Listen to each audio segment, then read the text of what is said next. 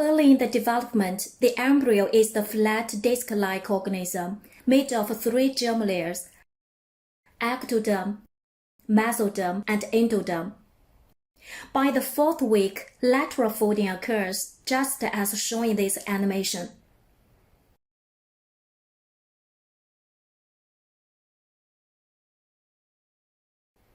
With the occurrence of lateral folding, the embryo takes a more recognizable human form. Actually, early in the development, human embryo repeats the process of biological evolution, such as the appearance of a branchial arch. Branchial arches are some rounded ridges on each side of the future head and neck regions, somewhat resemble structures of a fish embryo of a comparable stage of development. This is the sagittal view of this region, and this is the dorsal view of this region. 6 pairs of branchial arches are developed in the cranial to caudal fashion by the end of the 4th week. The 5th pair of branchial arches is rudimentary and regresses soon. They don't develop into any structures. The 6th pair of branchial arches is very small and not visible externally. As a result, by the end of the 4th week, 4 well-defined pairs of branchial arches are visible externally. It has been shown that neural crest cells migrate into this region and participate in the formation of the branchial arch. The first branchial arch develops into 2 prominences. The smaller one is maxillary prominence. The larger one is mandibular prominence. Maxillary prominence gives rise to maxilla, zygomatic bone, and the squamous parts of the temporal bone. And mandibular prominence gives rise to the mandible, malleus, and incus. In one word, the first branchial arch contributes to the craniofacial development. Disruption of the neural crest cell development results in severe craniofacial malformations. Altering first arch structures, development of mandible most severely affected. This is Robin sequence. Robin sequence is characterized by the very small mandible. Robin sequence may be due to genetic and environmental factors. Another malformation is DiGeorge syndrome. They result from a deletion on the long arm of the chromosome 22nd. Please note the very small mouth, nearly smooth philtrum, prominent nasal bridge, partial or complete absence of thymus. Loss of thymic tissue results in numerous injections. Damage of neural crest cells is the most likely cause of DiGeorge syndrome. Teratogens such as alcohol have been shown to cause these defects experimentally. Another one is Goldenhar syndrome. They usually involve the abnormal development of maxilla, temporal bone, and zygomatic bone. It's characterized by abnormal ear with skin tags and small chin. Separating branchial arches are 4 branchial clefts lined by ectodermal cells. The 2nd to 4th clefts disappear as the embryo grows. Only the first cleft contributes to the definitive structure of the embryo. It elongates and forms the external auditory meatus. The mesenchyme between branchial cleft and the pharyngeal pouch is called branchial membrane. Only the first branchial membrane gives rise to a tympanic membrane. The other branchial membranes disappear as the embryo grows. During the 5th week, the 2nd branchial arch enlarges and overgrows the 3rd and 4th branchial arches, meets and fuses with epicardial ridge. The 2nd to 4th branchial clefts are covered by the 2nd branchial arch. Thus, the 2nd, the 3rd, and 4th clefts lose contact with the surface. These 3 clefts form a cavity lined by ectoderm epithelium called cervical sinus. By the end of the 7th week, the cervical sinus has disappeared.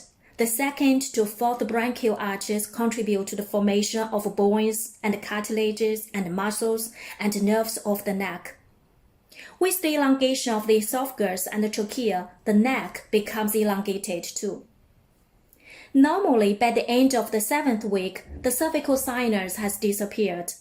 If the cervical sinus persists after birth, it will form a spherical or elongated cyst on the lateral side of the neck in front of the sternocleidomastoid muscle.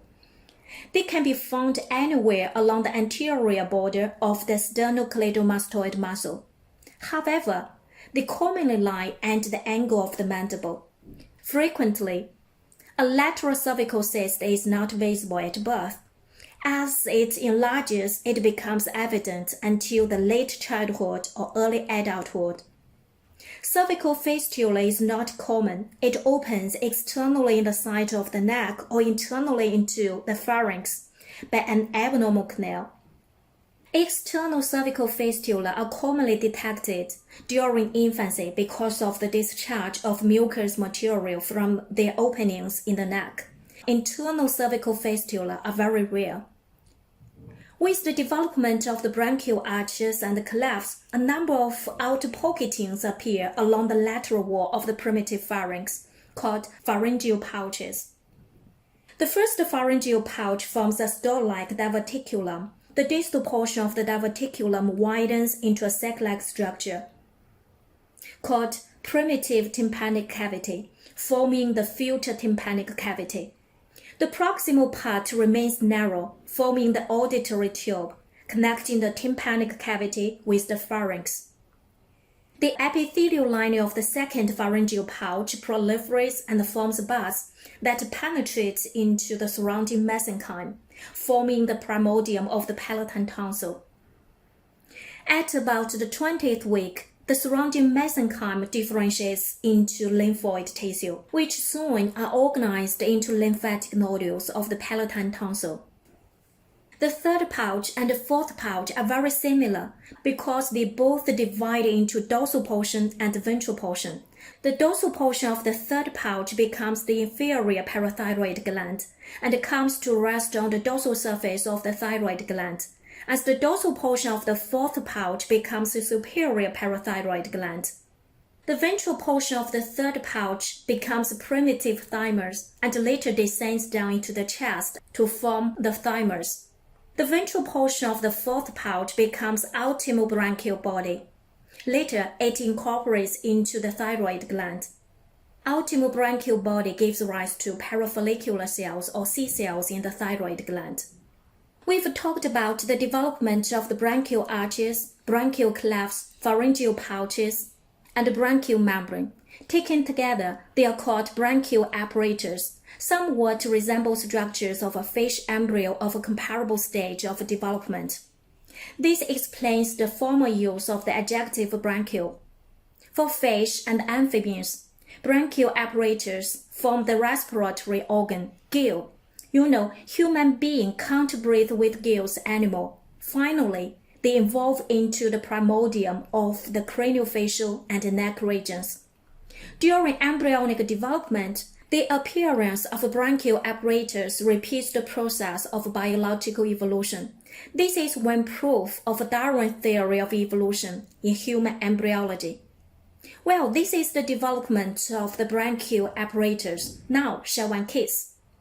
One child has a very small mandible and ears that are represented by protuberances bilaterally. The baby has had numerous episodes of pneumonia and is small for its age. What might your diagnosis be and what might have caused this anomaly?